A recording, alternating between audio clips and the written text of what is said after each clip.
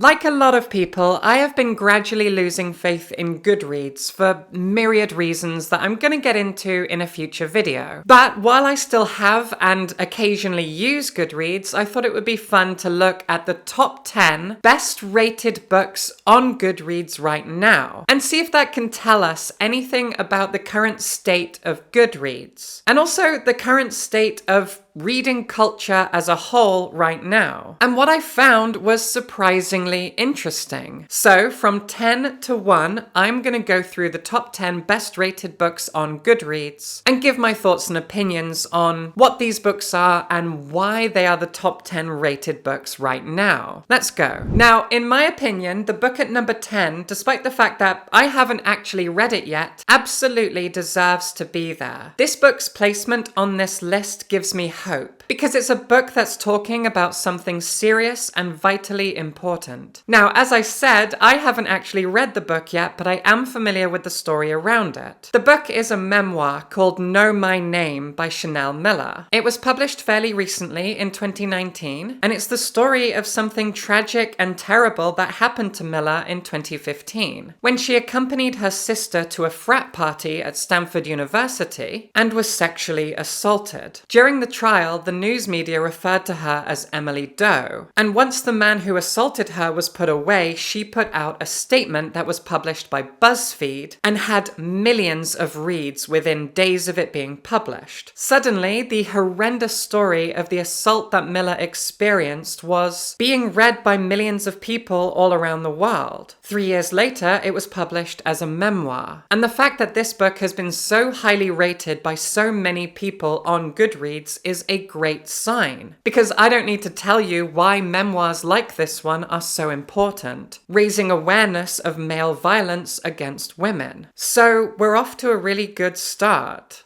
As weird as that is to say, given the subject matter of the book. A memoir about an assault that raises awareness of male violence is an important thing, and it's in the top 10. Great. Good. So what's next? Well, the book at number 9 kind of confuses me, if I'm honest. It's The Nightingale by Kristen Hanna, a book that came out 10 years ago. It's another book that I haven't read, and yet, from looking it up, it seems so unremarkable. Kristen Hanna is an American author, and The Nightingale is a historical novel set in France during World War II. How many of those books do we have already? They are a dime a dozen. I've read a lot of them. I've even reviewed some for other publications. They're everywhere. So why this? When I looked at the Wikipedia page for the book, it didn't win any awards. The wiki section on critical response just said that it was received generally positively. Okay, great. Is that it? I don't really understand it. Like, I love historical fiction, and I actually do enjoy a lot of historical fiction set during war. For example, I really liked All the Light You Cannot See by Anthony Doerr. I thought that was a great book. A little bit twee, but a lot of World War II historical fiction often is very twee. But why this? I remember, again, like 10 years ago, The Tattooist of Auschwitz came out, which I have some really intense thoughts about. I'll get into that maybe in the future. I think it's repugnant, but I'll talk about that some other time. But that book was a massive, massive success, for better or worse. So if we're going to have something historical set during World War II, which I guess isn't that surprising, why isn't it All the Light You Cannot See? Or The Tattooist of Auschwitz, which is actually based on a real person's real story? Interestingly, the 11th top-rated book on Goodreads is Mouse by Art Spiegelman. That I fully understand.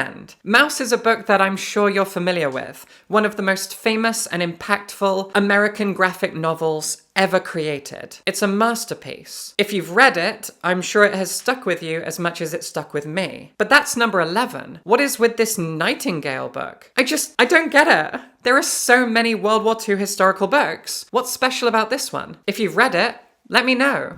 And here at number 8 is where we start getting into the books that won't surprise you, but will probably disappoint you. The number 8 top-rated book on Goodreads is Kingdom of Ash, which is the 7th book in the Throne of Glass series by Sarah J. Maas. How uninteresting. Now, the only Sarah J. Maas book I've ever read is A Court of Thorns and Roses, which is bad. I've talked about how bad it is in multiple videos. But I've been aware of Sarah J. Maas for a long time. Before A Court of Thorns and Roses came out, I was a high school teacher, and I had teenage students who were voraciously reading the Throne of Glass series. So I know how important and impactful it was. And I guess, since I haven't read this series, I shouldn't comment on it, I shouldn't pass judgment. And a positive angle on this is the fact that, speaking as a former high school English teacher, it was very heartening to see so many teenage students voraciously eating up these massive fantasy books. I'm confident enough to say that Maas is not a talented writer, but I've enjoyed plenty of books by people that you might not consider to be talented. But then, how do we define talent in the first place? The point is, I have been very openly critical of romantic fantasy as a genre, but I don't even know if this particular series is romantic fantasy. So I'm not going to pass judgment. When you look at the entire scope of literature across the entire world's history, do I think that a Sarah J. Maas book should be in the top 10? No. But I'm not stupid. That's not how Goodreads works. That's not what Goodreads represents. That's not what its user base represents. There is no authority here, and there shouldn't be. This is just a demonstration of what's popular right now. And as I said, when I was a teacher, I liked the fact that my students were reading a lot of exciting fiction. So, okay, fine, sure.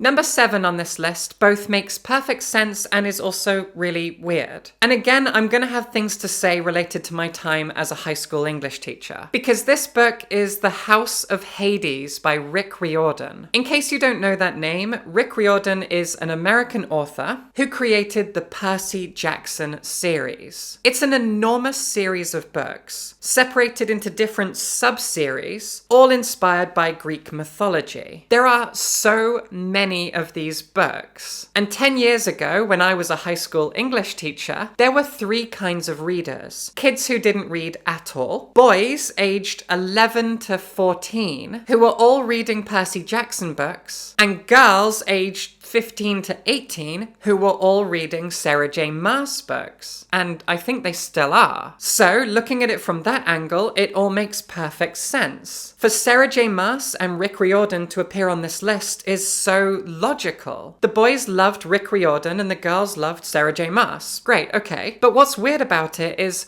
why this one?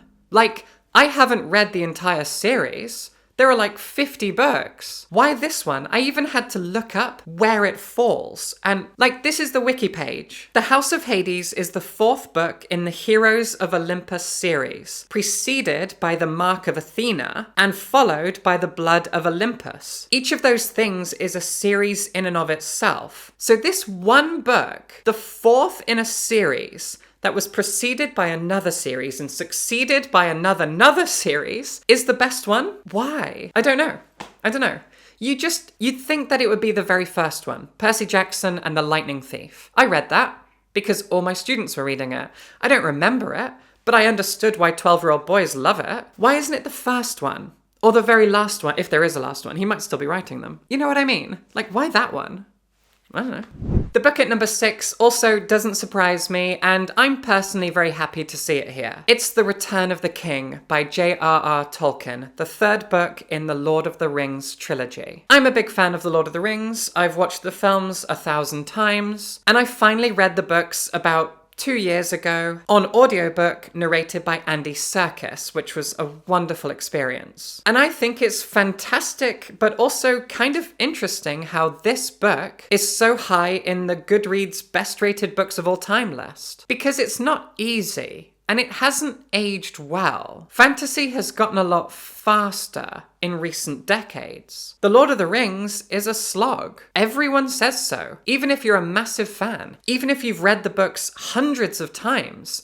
Even if The Lord of the Rings is your entire personality. My partner has read The Lord of the Rings books multiple times, has attempted and failed to read The Silmarillion, as is the case for a lot of people, and The Hobbit is their favourite book ever. They're not gonna lie and say that it's a breeze to read The Lord of the Rings. So, I'm thrilled to see it here. Because as fantasy goes, it's a challenge. It's big, it's slow, it's full of lore and detail. Great. It's really cool to see that a challenging, impactful book that set the trajectory for an entire genre is this high on this list. Great. I don't really have much else to say. I didn't expect to see it there, because I came into this very cynical, and I think it's awesome that people love and respect The Lord of the Rings so much. The films are beloved, the books are more of a challenge, and yet one of the books is still here.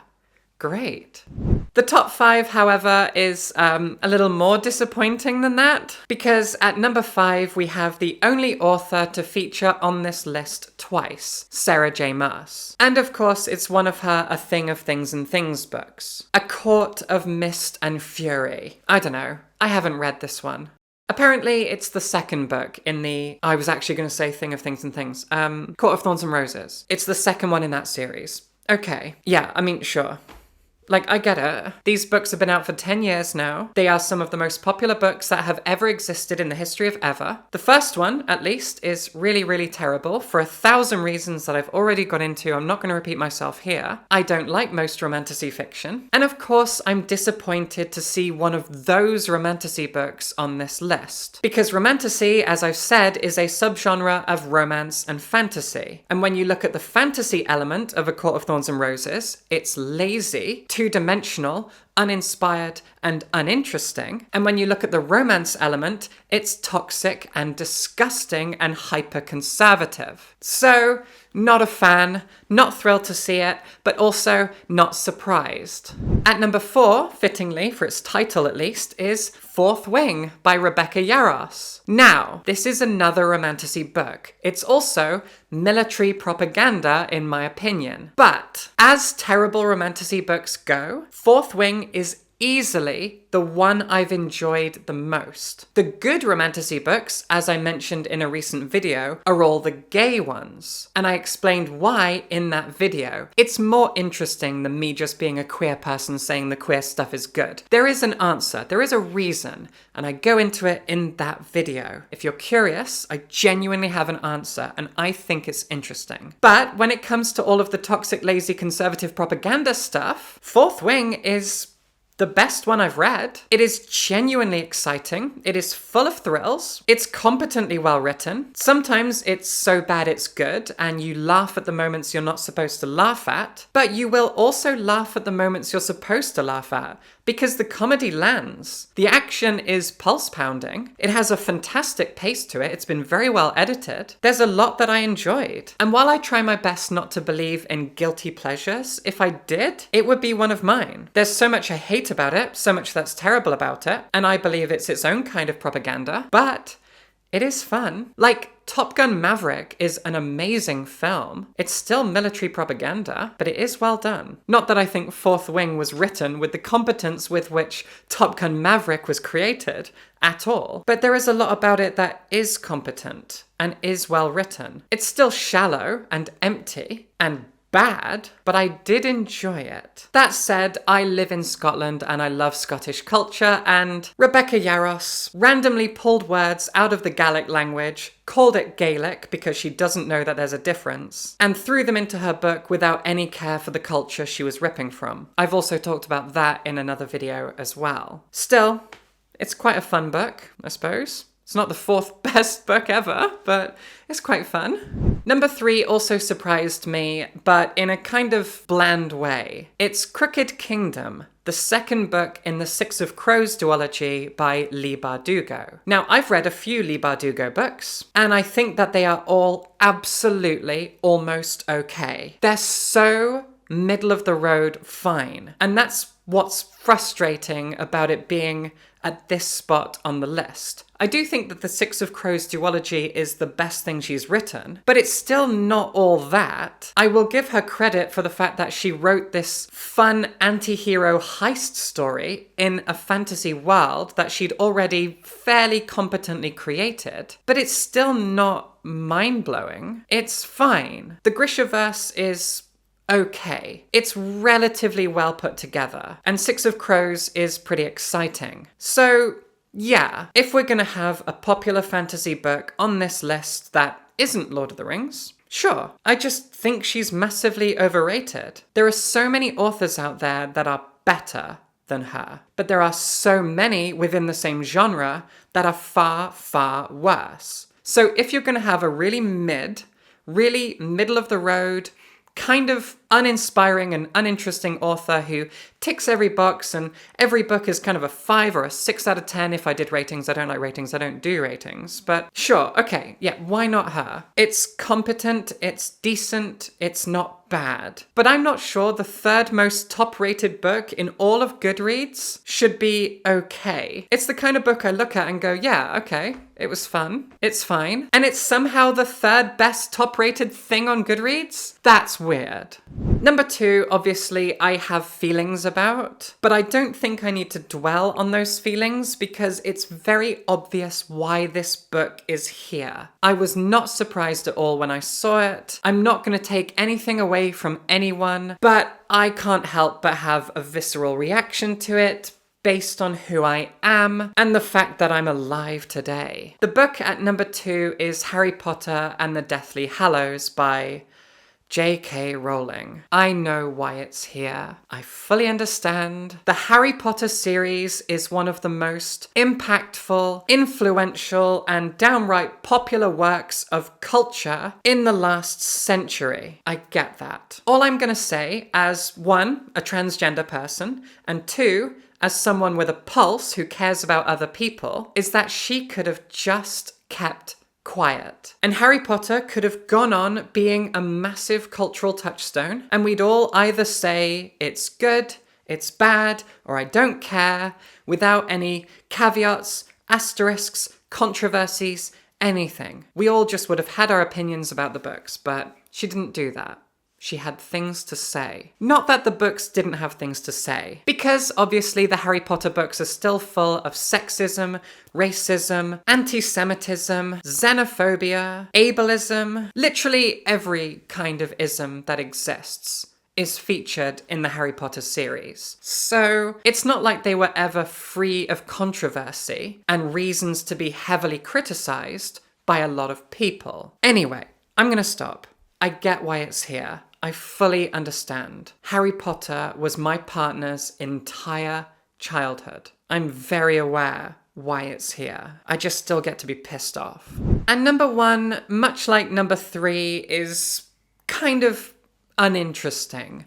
It's a bit of a damp squib to end all of this on. And if you open up this list yourself on the Goodreads app, obviously this is the first book you'll see because I've counted down. And so immediately you open it and you go, oh, that? Okay, sure. Number 1 is Words of Radiance, the second book in the Stormlight Archive by Brandon Sanderson. The biggest name in fantasy right now. He's been the biggest name in fantasy for, well, at least a decade. So it's not a surprise. Once again, it's a little bit weird that it's not the first or last book in a big series, but the Stormlight Archive isn't over yet, I don't think. Anyway, whatever. I swing like a pendulum back and forth when it comes to Brandon Sanderson. I have so many confused feelings about him as an author and as a person. He's a member of a dangerous cult. When you buy his books, some of the money goes to that cult. That's not good. However, he as a person seems really decent. He has grown and changed and talked a lot about that. He's tried his best to be an advocate for queer people within his community, and he's showed up for queer people when it comes to representation in his books. So that's good. But the Mormon Church is also sexist and racist, and anyway, it's weird, it's complicated. I read the Mistborn trilogy recently, and after I finished it, I think I was a bit exaggerated in the excitement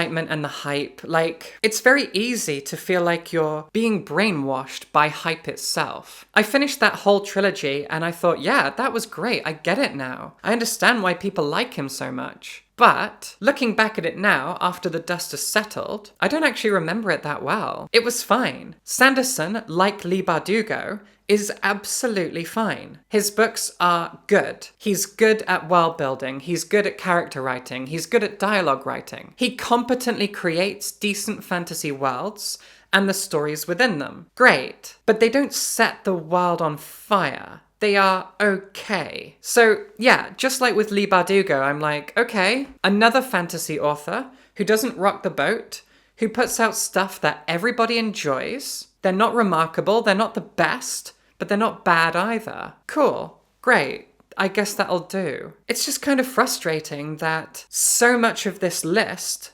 is decent or competent and kind of unremarkable. Also, speaking of the list overall, 8 of the 10 writers are American. The other 2, J.K. Rowling and J.R.R. Tolkien, are British, English specifically. 9 of the writers are white. Chanel Miller is mixed race white and Chinese. So it's not exactly a diverse selection. 7 are women and 3 are men. That's pretty cool. But one of those women is J.K. Rowling. So, I mean, it's not exactly a win for feminism, is it? The diversity on this list is more or less non-existent. These are all English language books. Almost all of them are American, but with so many of them, it makes sense why they're there. A Harry Potter novel, 2 Sarah J. Maas books, and a Rick Riordan novel. And Lord of the Rings. I understand why those books are on the list. Because, I'm going to say it again, I was a high school English teacher. And those are the gateway books for so many kids and teenagers